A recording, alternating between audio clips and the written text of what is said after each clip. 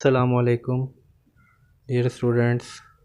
I am Sir Umar from Lavance School, and today in this video we will study the first chapter of our chemistry textbook, which is Introduction to Chemistry. इस chapter में हमें सबसे पहले ये discuss करना है कि chemistry है क्या।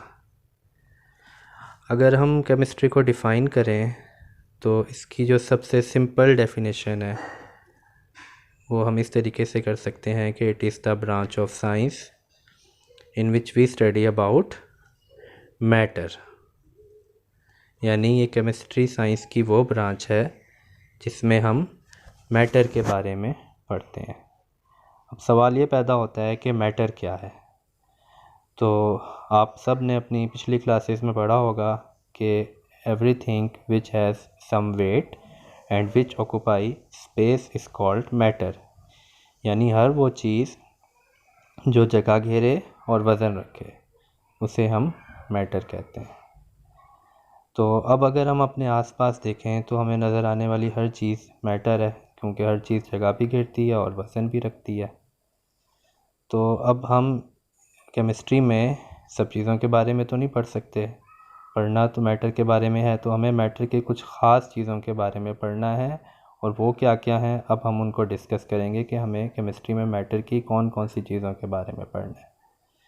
तो इस सिलसिले में सबसे जो पहली अहम चीज़ है वो है कंपोजिशन ऑफ मैटर।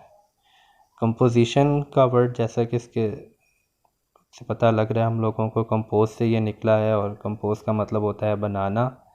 तो कंपोजिशन हम कहते हैं बनावट को।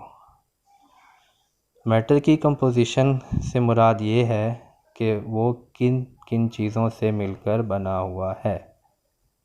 जैसे सबसे कॉमन जो कंपाउंड है हमारे पास वो है वाटर, और जिसका फार्मूला होता है H2O। अब वाटर के फार्मूले से हमें ये पता लगता है कि वाटर दो एलिमेंट्स से मिलकर बना है, और वो कौन कौन से हैं, हाइड्रोजन और ऑक्सीजन। इसका मतलब वाटर की कंपोजिशन जो है वो ये दो एलिमेंट्स हैं, हाइड्रोजन और ऑक्सीजन, और हमें इससे इनके दरमियान जो रेशो है वो भी पता लग रही है।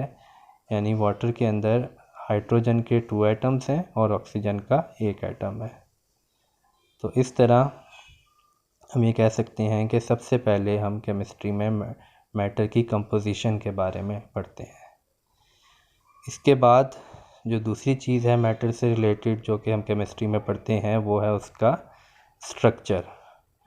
स्ट्रक्चर से मुराद है उसकी साख्त, और स्ट्रक्चर में हम इसके मॉलिक्यूल्स को देखते हैं, एटम्स को देखते हैं कि मैटर के अंदर कितने मॉलिक्यूल हैं, किस एटम के मॉलिक्यूल हैं, फिर उन एटम्स का क्या स्ट्रक्चर है। एटम के अंदर आप न्यूक्लियस होता है, शायद पढ़ा हुआ हो आप लोगों ने प्रीवियस क्लासेस में, और एटम के जो सब एटॉमिक पार्टिकल्स हैं, इलेक्ट्रॉन्स, प्रोटॉन्स, न्यूट्रॉन्स वगैरह, इनके बारे में पढ़ते हैं।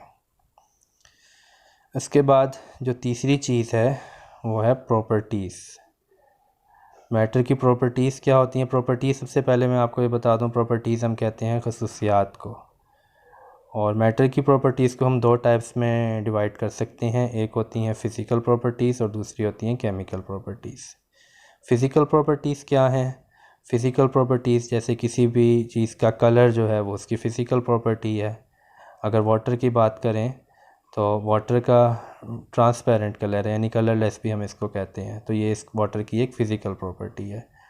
ऑर्डर, किसी भी चीज़ की स्मेल, यानी कोई चीज़ें होती हैं उनकी बहुत अच्छी खुशबू होती है, कुछ की बहुत ख़राब स्मेल होती है, बदबू होती है, तो ये जो चीज़ है ये भी इसकी फ़िज़िकल प्रॉपर्टी है।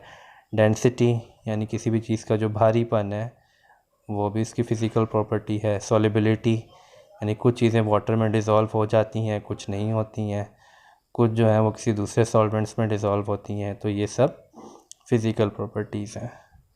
इसके बाद फिर आता है हमारे पास मेल्टिंग एंड बॉइलिंग पॉइंट। कुछ चीज़ें जल्दी मेल्ट और बॉयल हो जाती हैं, कुछ को ज़्यादा हीट करना पड़ता है, तो ये भी फ़िज़िकल प्रॉपर्टीज़ हैं।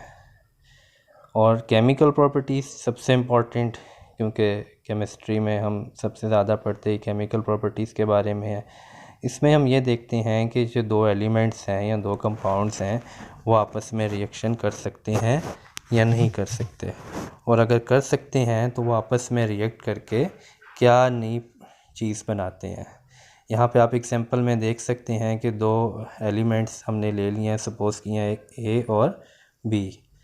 तो हम देख रहे हैं कि जब ए और बी ने आपस में रिएक्ट किया तो एक नई चीज़ उन्होंने बनाई, और उस नई चीज़ जो बनी उसको हमने सी का नाम दे दिया। तो ये एक केमिकल चेंज या केमिकल रिएक्शन कहलाएगा। अब यहाँ पर जो दो रिएक्टेंट जो दो एलिमेंट्स आपस में रिएक्शन कर रहे होते हैं उन्हें हम रिएक्टेंट कहते हैं, और जो नई चीज़ बनती है उनके रिएक्शन के रिज़ल्ट में उसे हम प्रोडक्ट कहते हैं।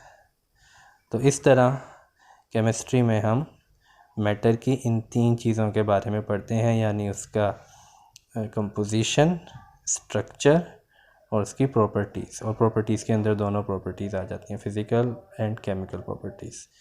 तो ये केमिस्ट्री की डेफिनेशन थी। आज की वीडियो में हमने इसको समझने की कोशिश की। नेक्स्ट टॉपिक इंशाल्लाह हम अपनी नेक्स्ट वीडियो में पढ़ेंगे। अल्लाह हाफ़िज़।